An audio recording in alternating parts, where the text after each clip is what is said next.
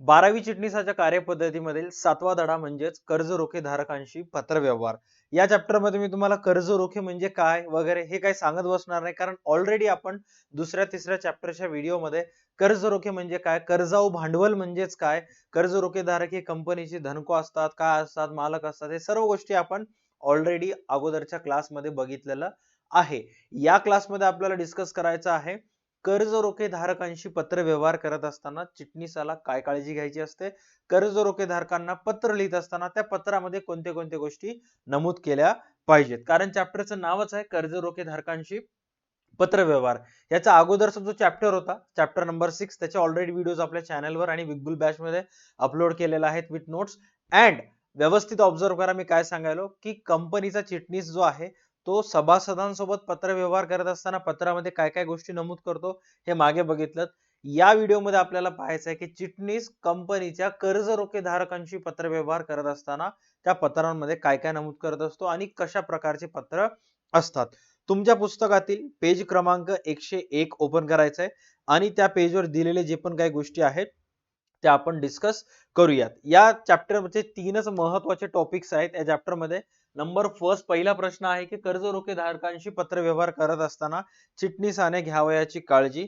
हा टॉपिक या व्हिडिओ मध्ये आपण डिस्कस करणार आहोत.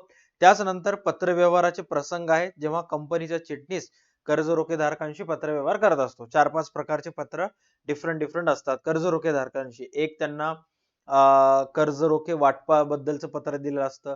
त्याच्यानंतर त्या कर्ज रोखे धारकांना कर्ज रोख्यांवर लाभांश किंवा कर्ज रोख्यावर व्याज बद्दलचं पत्र लिहायचं असतं. असे अनेक प्रसंग असतात.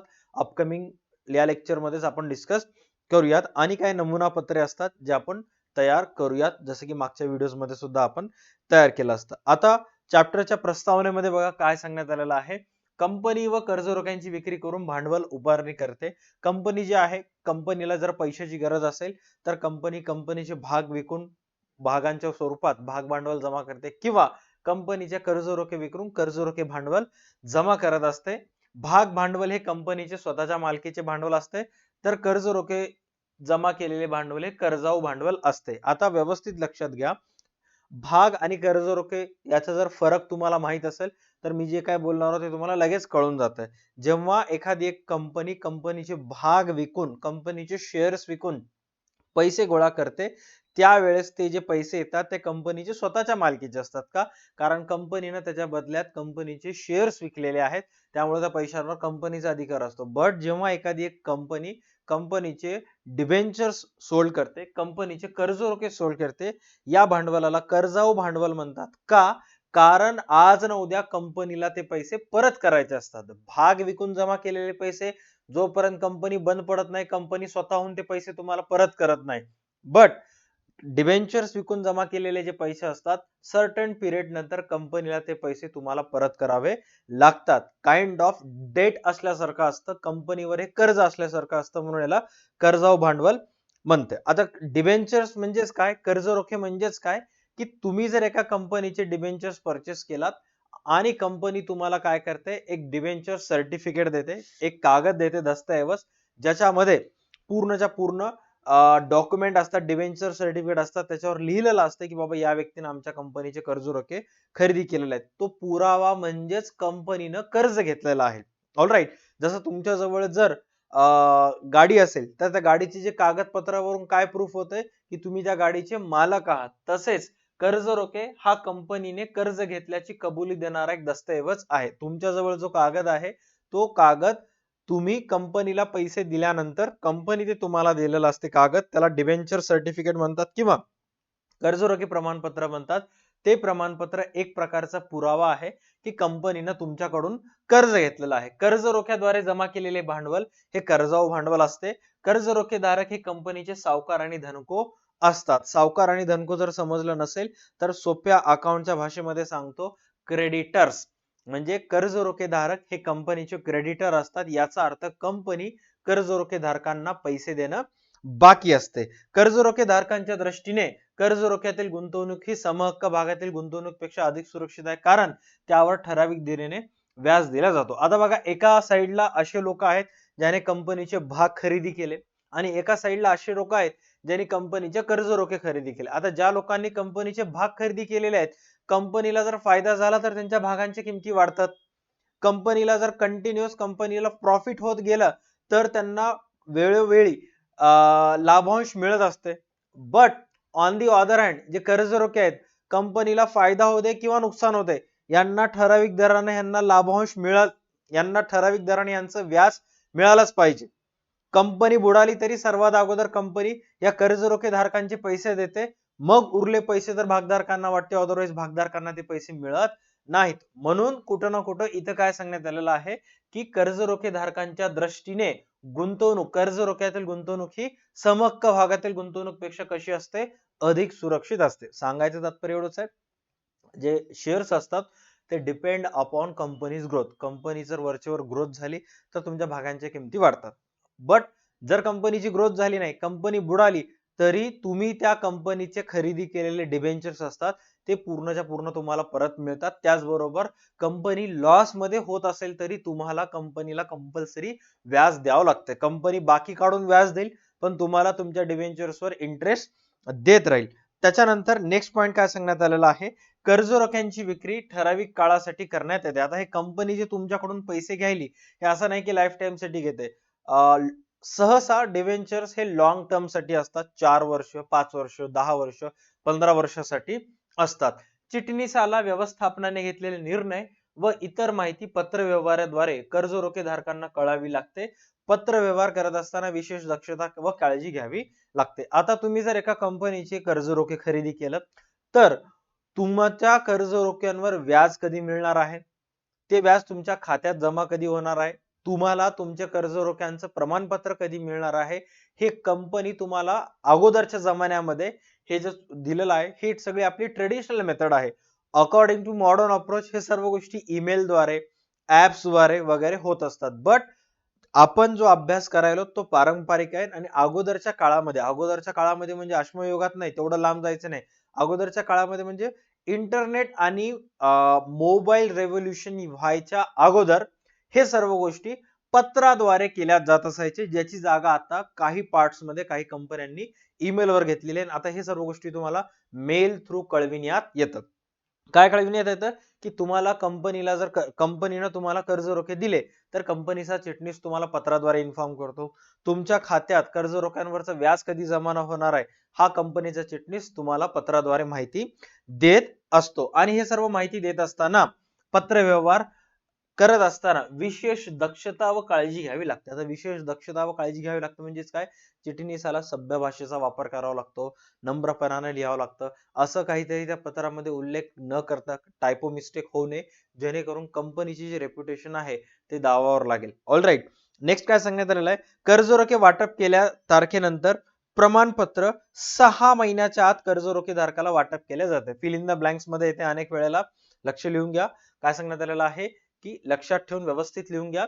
कर्ज रोखे वाटप केल्याच्या तारखेनंतर कर्ज रोखे प्रमाणपत्र 6 महिन्याच्या आत कर्ज रोखे धारकाला वाटप केले जाते. उदाहरणार्थ, मला जर कंपनीनं 1 जानेवारी 2026 रोजी कंपनीनं मला कर्ज रोखे वाटले, तर नियर अबाउट 30 जूनच्या अगोदर मला त्या कर्ज रोखे दिल्याबद्दलचं प्रमाणपत्र कंपनीला द्यावं लागेल. तो पत्र म्हणजेच काय आहे, पुरावा की माझ्याजवळ कंपनीचे कर्ज रोखे आहेत आणि माझ्याकडून कंपनीने घेतलेला कर्जाचा पुरावा म्हणजेच कर्ज रोखे प्रमाणपत्र आहे. त्यानंतर कर्ज रोखे विश्वस्ताची नियुक्ती केली नसल्यास कंपनी जास्तीत जास्त 500 लोकांनाच कर्ज रोखे विक्री करू शकते. आता हा पॉइंट अतिशय महत्वाचा आहे, याच्या अगोदर पण आपण बघितलं होतं. सपोज कंपनीला 15 करोड रुपये कर्ज रोखे पाहिजे. थोडक्यात काय की कंपनीला 15 करोड रुपये, व्यवस्थित लक्षात घ्या, कर्जानं पाहिजेत. आता माझ्या एकट्याजवळ 15 करोड असतील का, नाही. मग मी काय करेल, त्या 15 करोड पैकी कंपनीला 1 लाख देईन, कोणीतरी दुसरा 15 करोड पैकी कंपनीला 20 लाख देईन. असं कंपनी हे 15 करोड रुपये अनेक लोकांकडून जमा करते. आणि समजा 300 लोकांनीच कंपनीला पैसे दिले आणि त्या सगळ्या पैशांची बेरीज 15 करोड झाली, मग कंपनीला कर्ज रोखे विश्वस्त नियुक्त करायची गरज नाही. का? कारण कंपनीने जे कर्ज रोखे घेतलेले आहेत, कंपनीने जे कर्जाने पैसे घेतलेले आहेत, हे 500 पेक्षा कमी लोकांकडून घेतलेलं आहे. त्यामुळे विश्वस्ताची नियुक्ती करायची गरज नाही. व्हॉट इफ सर कंपनीला 50,000 50,000 करोड लई झालं. सर व्हॉट इफ कंपनीला एक 100 करोड पाहिजे आणि ते 100 करोड रुपये कंपनीनं जमा केले आणि नंबर ऑफ पीपल्स ज्यांनी कंपनीला पैसे दिले ते 700 होते. 700 मीन्स 500 पेक्षा जास्त. मग अशा वेळेस कंपनी त्या 700 जणांचं प्रतिनिधित्व करण्यासाठी एका व्यक्तीची नियुक्ती करते. त्याला म्हणतात कर्जरोखे विश्वस्त. त्याला काय म्हणतात? कर्जरोखे विश्वस्ताची नियुक्ती करते. आणि मग कंपनीला जेव्हाही त्या 700 लोकांना काही माहिती द्यायचं असेल, कंपनीला जेव्हाही त्या 700 लोकांना कॉन्टॅक्ट करायचा असेल, कंपनी डायरेक्ट ते कर्जरोखे विश्वस्ताला कॉन्टॅक्ट करणार आणि तो व्यक्ती त्या 700 लोकांपर्यंत माहिती पोहोचवणार. राईट.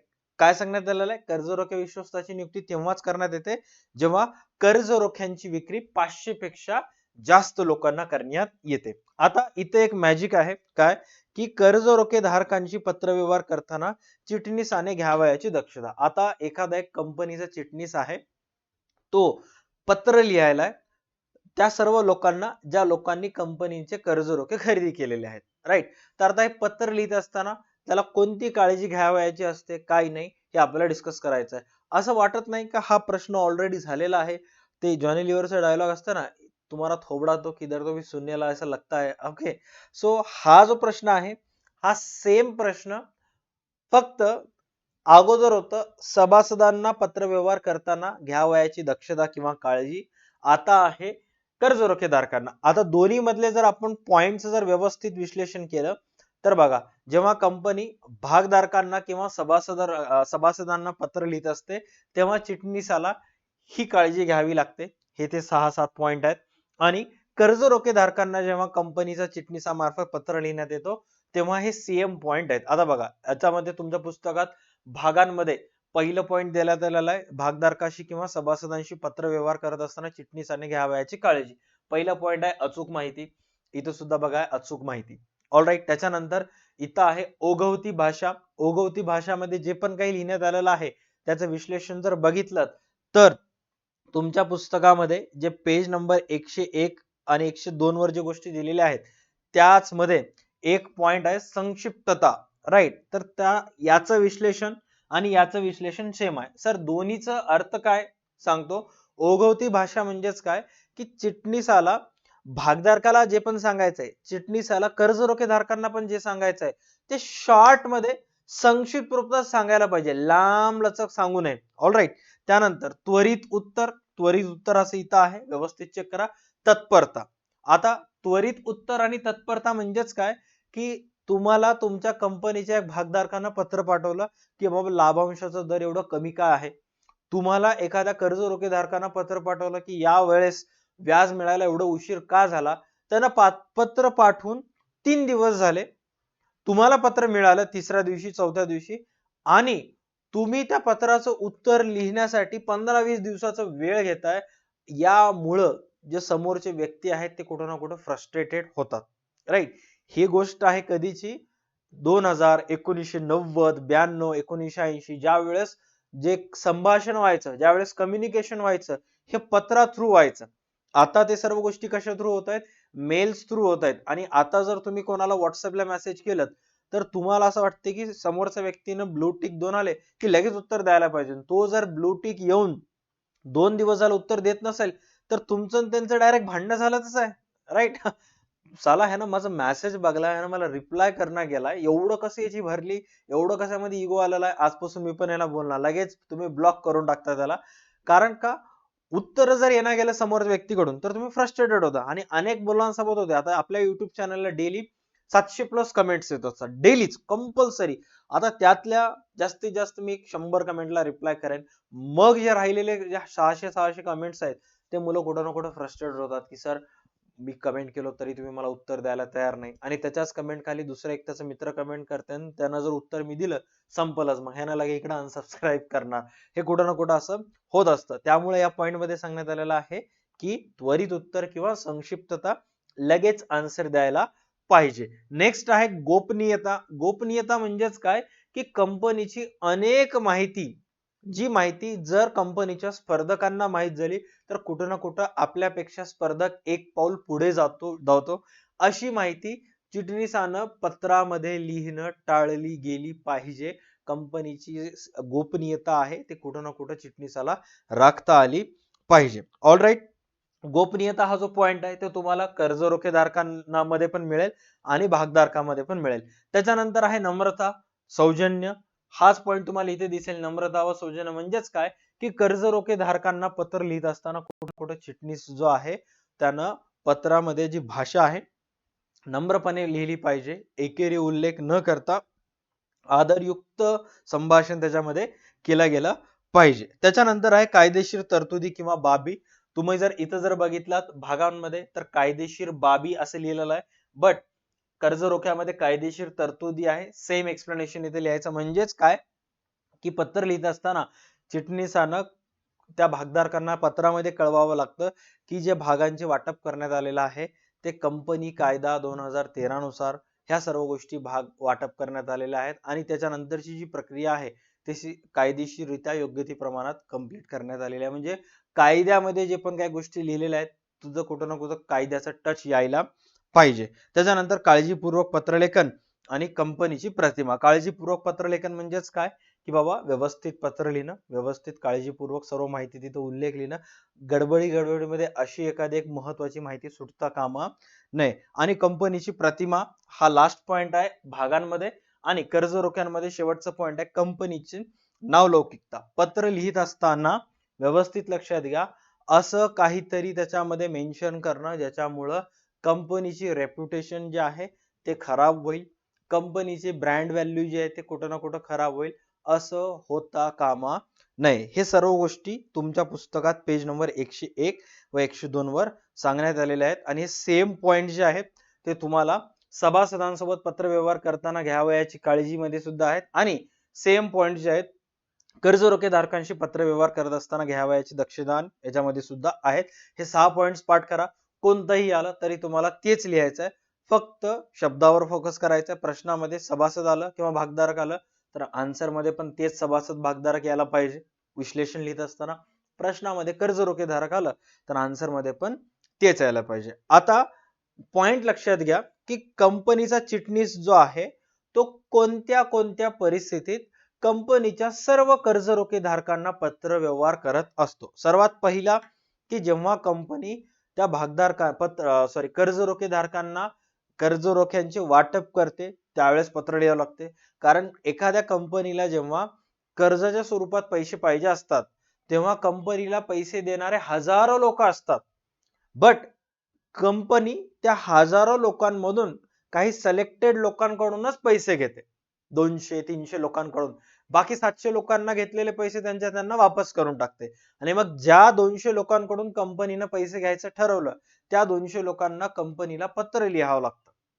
कंपनी त्या 200 लोकांना पत्र लिहून कळवते की बाबा तुम्ही जे आमच्या कंपनीमध्ये कर्ज रोख्यांच्या खरेदीसाठी पैसे पाठवला होता, अर्ज केला होता, कंपनीनं तुमच्याकडून पैसे घ्यायचं ठरवलेलं आहे आणि त्या पैशाच्या बदल्यात आम्ही तुम्हाला आता कर्ज रोख्यांचे वाटप करणार, असं वाटप करणार एक पत्र तुम्हाला लिहावं लागेल. त्याच्यानंतर जेव्हाही कर्ज रोख्यांचे तुम्ही कर्ज रोखेधारकांकडून पैसे घेता दर वर्षाला त्या घेतलेल्या कर्ज रोख्यांच्या पैशावर त्या घेतलेल्या कर्जावर तुम्हाला त्यांना व्याज द्यावं लागतं.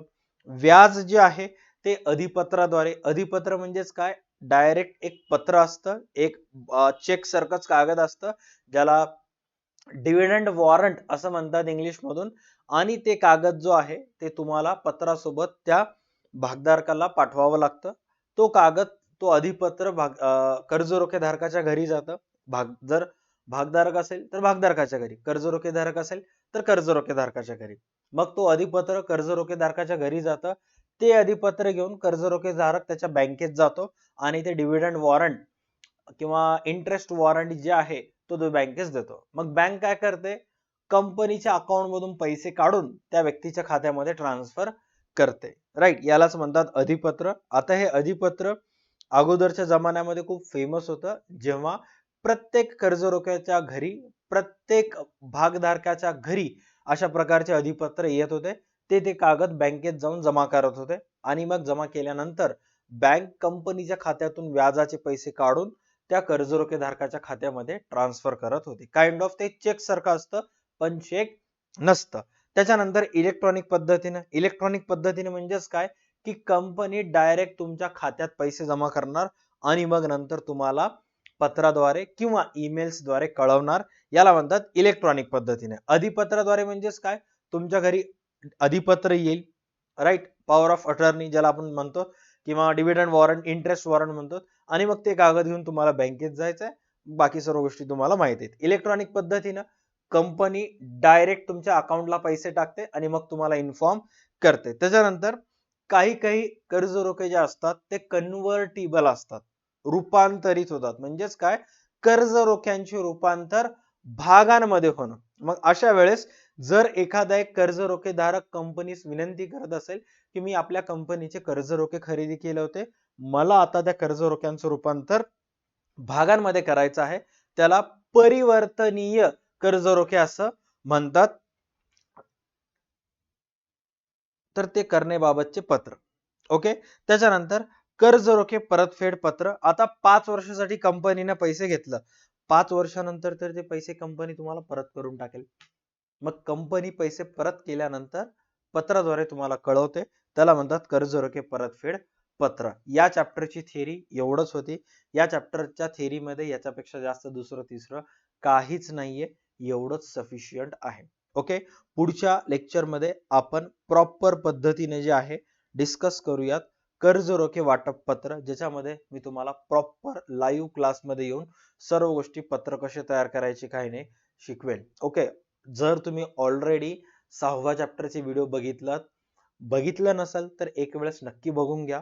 सुरुवातीपासून शेवटपर्यंत कसं पत्र तयार करायचं त्याच्यामध्ये सांगण्यात आलेलं आहे. जर ऑलरेडी बघितलं असेल, गुड टू गो, कारण आता 10 मार्क्स हे चॅप्टर झालं, तुमचे पत्राचे 10 मार्क्स फिक्स झाल्यासारखे आहेत. व्यवस्थित आपण ते कव्हर करून घेऊयात. ओके. चलो, आजच्या सेशन मध्ये एवढंच. भेटूयात पुढच्या क्लासमध्ये. तोपर्यंत पाहत राहा तुमचा आवडती युट्यूब चॅनल DA2 अकॅडमी. चला bye, take care and stay connected. भेटूयात पुढच्या क्लासमध्ये.